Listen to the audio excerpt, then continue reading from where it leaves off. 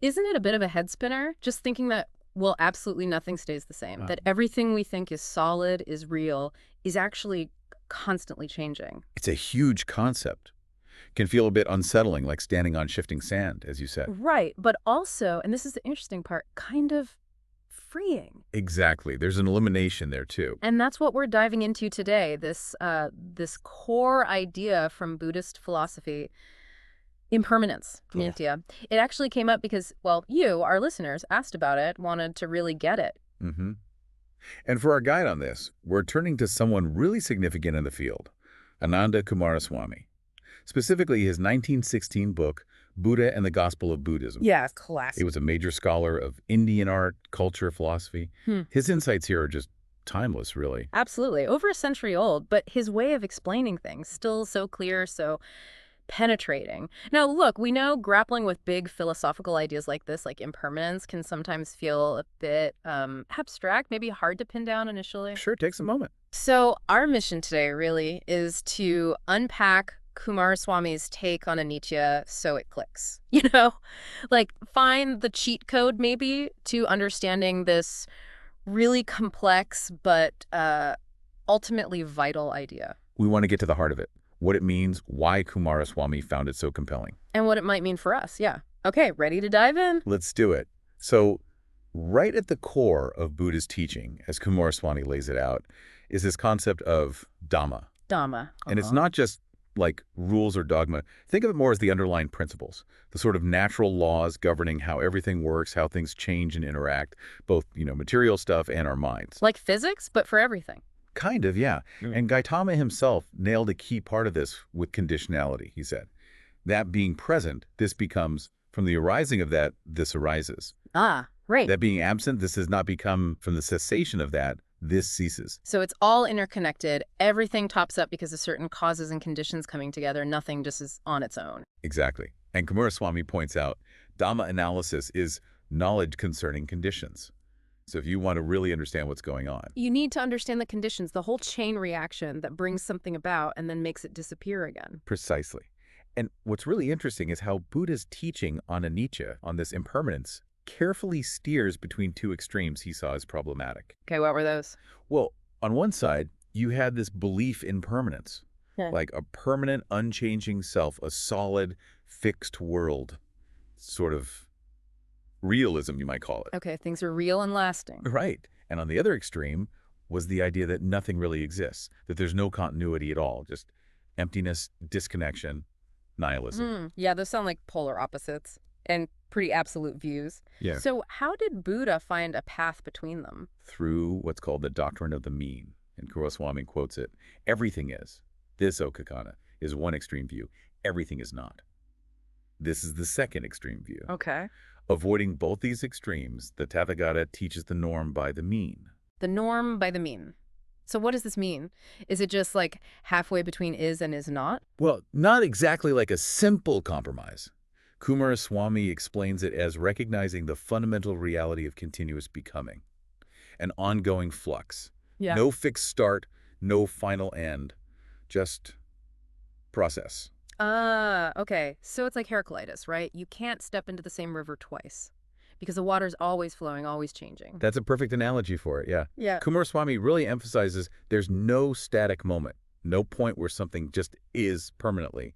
It achieves no beinghood, as he puts it. Wow. So the second you try and grasp something, define it. It's already changed. It's already becoming something else. It slipped through your fingers, in a way. And that leads to, well, this is where it gets really mind-bending, doesn't it? The idea that the individual self, the I we feel ourselves to be, isn't permanent either. Exactly. That's the profound implication. If everything is flux, then that includes us.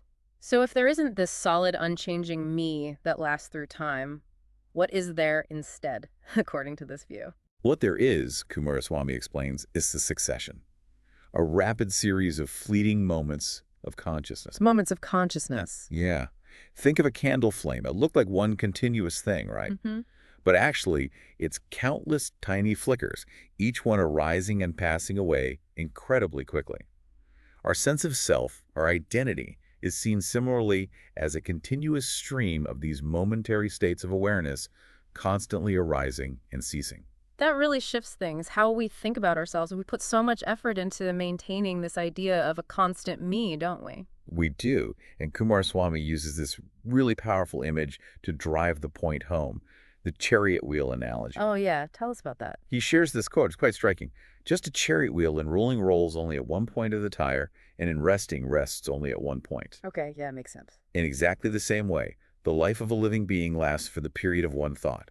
As soon as that thought has ceased, the living being is said to have ceased. Whoa. Okay, so our existence in any given tiny instant is as brief as that single point where the wheel touches the ground. It lasts only for the duration of one thought. That's the idea. As soon as that specific thought ends, that particular moment of being has also ceased. It's radically momentary. It makes you think about how much we identify with these thoughts, these mental flickers, as if they are us in some lasting way. Precisely.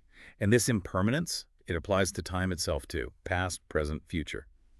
Coomaraswamy brings in verses that talk about moments of thought, past, present, future, emphasizing that each one exists distinctly and then it's gone. It doesn't persist. So the past thought is completely gone, vanished, the future one hasn't arrived, and the present one, It is already dissolving as it appears, slipping into the past to make way for the next. it's like waves on the shore. Each thought is a wave cresting and immediately falling back, replaced instantly by the next one. There's no pause. Exactly. So that deep-seated feeling, that belief most of us have, that there's some kind of stability, some lasting positive existence we can hold on to within this flow. That's the illusion. That's the core illusion, according to this teaching. Coomaraswamy really stresses that believing in a pause, a moment of true stillness or permanent attainment within becoming, that's where we deceive ourselves. It's all movement, all transformation. Given how radical this view of reality is, you can see why Coomaraswamy found it so compelling. He called it poetic, profound, and purely cerebral. It really is. It's an intellectual way of understanding things that just shakes up our usual assumptions about the world, about ourselves. And he makes this amazing comparison, doesn't he, historically? He does. It's fascinating.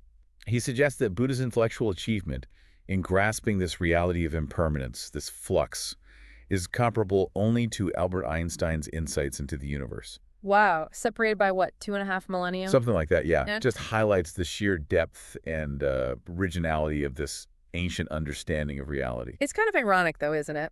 A philosophy built around impermanence has itself proven incredibly permanent, enduring for centuries, influencing so many. That is a beautiful irony, yeah. And Coomaraswamy clearly saw that enduring power. He really pushes readers interested in the Gospel of Buddhism, as he puts it, to grapple with this through his book. He sees it as fundamental. Absolutely indispensable for truly getting what Buddha was teaching. Okay, so let's try and pull this together. The core idea, the main takeaway from this deep dive into Coomaraswamy on anicca, it's this understanding that reality isn't fixed. It's a continuous flow, an ever-changing stream of moments of consciousness. Right. And nothing within that flow, including our own sense of self, has any inherent lasting substance or permanence. It's all arising and passing away based on conditions. So maybe think about that for a moment. How does this idea of constant change of anicca connect with your own life, your experiences, the things you cling to maybe, the identities you build? Yeah, how does knowing things are impermanent change how you relate to, say, moments of joy or moments of suffering? Does it shift anything? It definitely leaves us with a pretty provocative thought, doesn't it?